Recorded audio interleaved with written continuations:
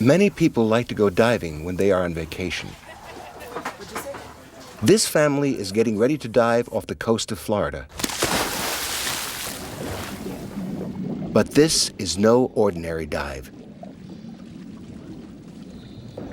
It may be difficult to comprehend, but there are some people who will pay a lot of money for the opportunity to dive with sharks. Shark tourism is big business in some places, and that's raising questions about how close people should get to them. I actually had a chance to lay down on the bottom, and the sharks were right in front of me, and I could see their mouths and their eyes, and they actually brushed up against me, and it was just really cool.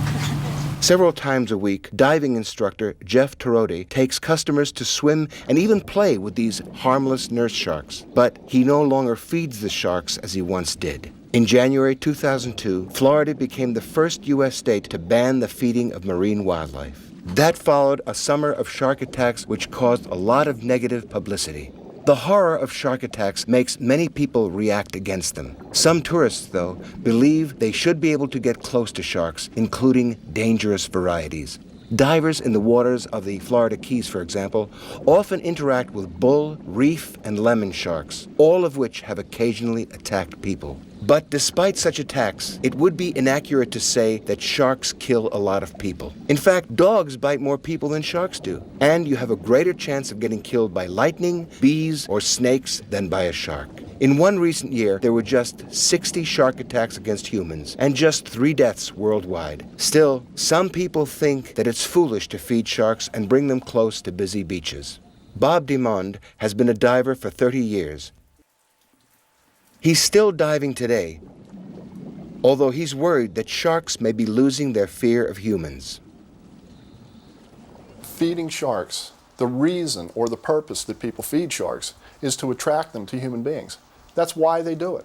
You may not be a shark's prey, but when sharks learn to associate humans with food, they approach you investigating to see if you have food.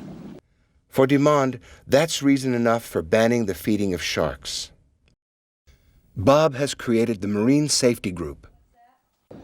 Their goal is to ban all shark feeding. If you feed a wild animal, you are greatly increasing the chance that that animal will attack humans. That is why it is banned in every national park in the United States and Canada.